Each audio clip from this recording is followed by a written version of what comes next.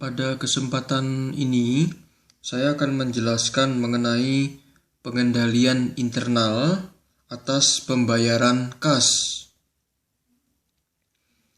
Kas mungkin dikeluarkan untuk berbagai tujuan atau alasan, seperti misalnya untuk membayar beban-beban tertentu, baik sebagai pengeluaran operasional maupun non-operasional, untuk membayar utang kepada pemasok, bankir, atau pihak kreditur lainnya, serta bisa juga uang kas dikeluarkan untuk membeli aset.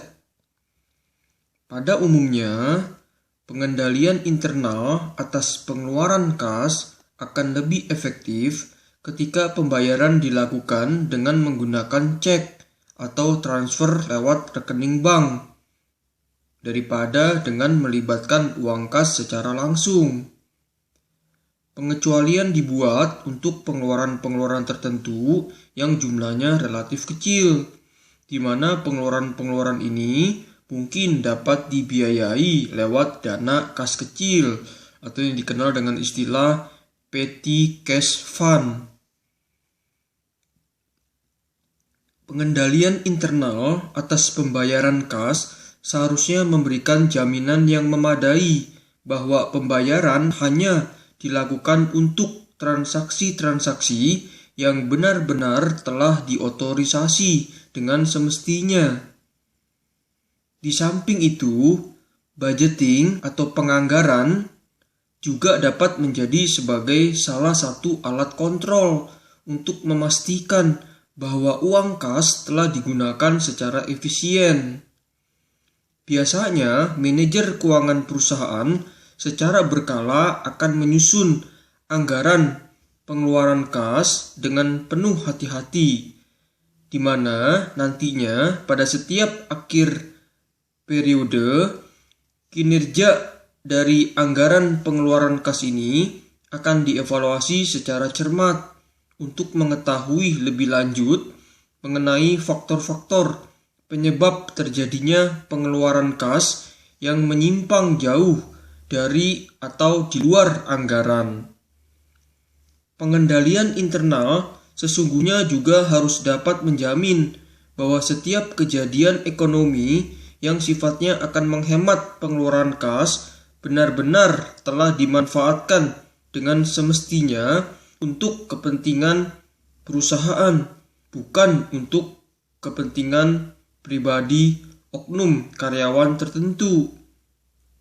Sebagai contoh, seharusnya jika pengendalian internal telah diterapkan dengan baik, sebagaimana yang sering terjadi dalam kasus di perusahaan dagang, maka dapat dipastikan bahwa tidak akan mungkin seorang karyawan dapat dengan leluasa melakukan penggelapan kas atas potongan pembelian yang diberikan oleh pemasok atau supplier. Untuk menjamin pengendalian internal yang baik, maka pemisahan tugas atau yang dikenal dengan istilah segregation of duty sangat mutlak diperlukan. Sudah dapat dipastikan apa yang akan terjadi apabila bagian pembelian juga merangkap dengan bagian pembayaran dan pembukuan.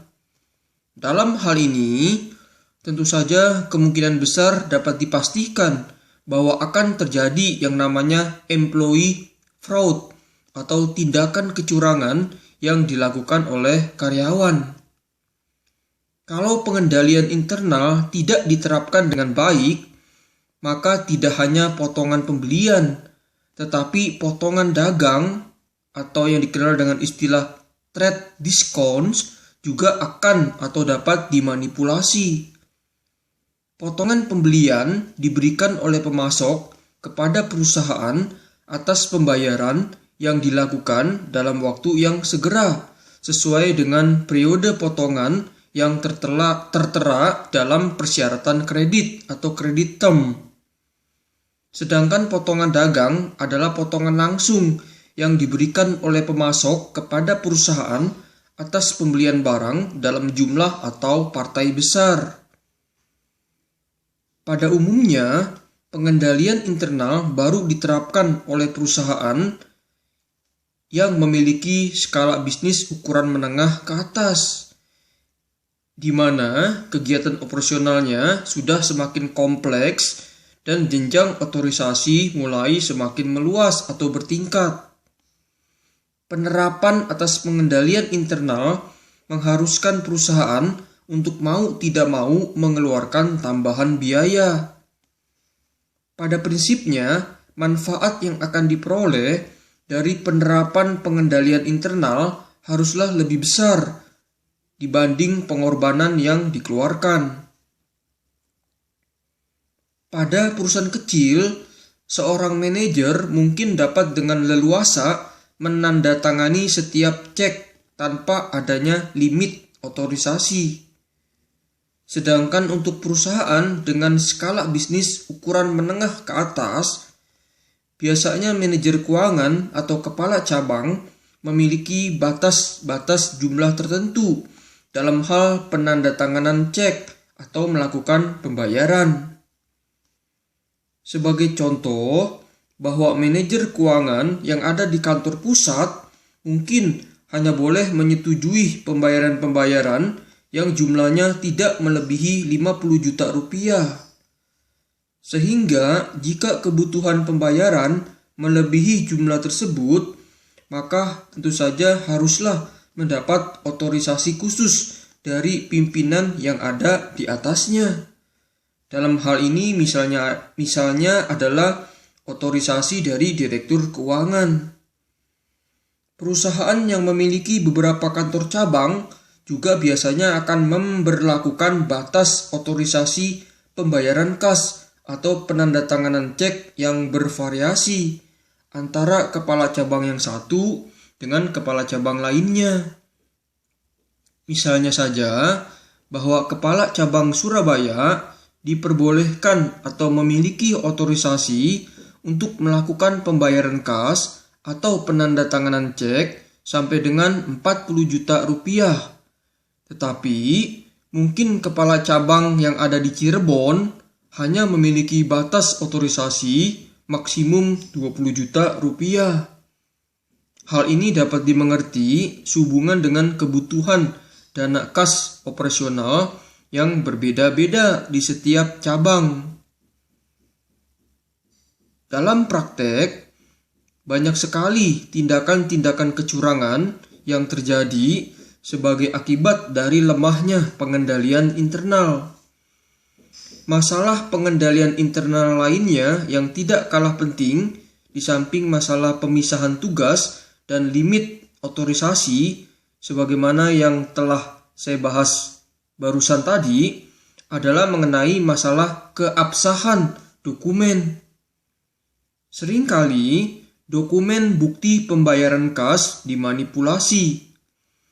Contoh yang paling sering terjadi adalah melebih-lebihkan jumlah penggantian atas biaya perjalanan dinas, seperti biaya makan, biaya transport atau uang bensin, dan biaya-biaya lainnya. Dan juga klaim atas penggantian biaya kesehatan yang terdiri dari biaya berobat maupun penggantian kacamata. Perlu juga diperhatikan bahwa dokumen tagihan yang telah dibayar lunas haruslah segera diberi stempel lunas atau dengan istilah paid untuk menghindari terjadinya penguangan kembali atau double payment oleh oknum karyawan yang tidak bertanggung jawab. Secara garis besar, berikut adalah beberapa penerapan prinsip pengendalian internal atas pembayaran kas dengan menggunakan cek. Yang pertama, hanya pejabat tertentu saja yang secara khusus memiliki otorisasi untuk menandatangani cek. Dalam hal ini biasanya adalah dilakukan oleh manajer keuangan. Yang kedua, adanya pemisahan tugas atau segregation of duty antara individu yang menyetujui pembayaran kas, melakukan pembayaran kas, dan yang mencatat atau membukukan pengeluaran kas. Pengendalian internal yang ketiga atas pembayaran kas dengan menggunakan cek adalah usahakan untuk menggunakan cek yang telah bernomor urut tercetak. Dan juga setiap cek harus dilampiri dengan bukti tagihan. Kemudian berikutnya, prinsip pengendalian internal yang keempat, sehubungan dengan pembayaran kas, adalah simpanlah blanko cek yang belum terpakai dalam safe deposit box, dan hanya satu orang tertentu saja yang ditunjuk atau memiliki kode akses untuk membukanya.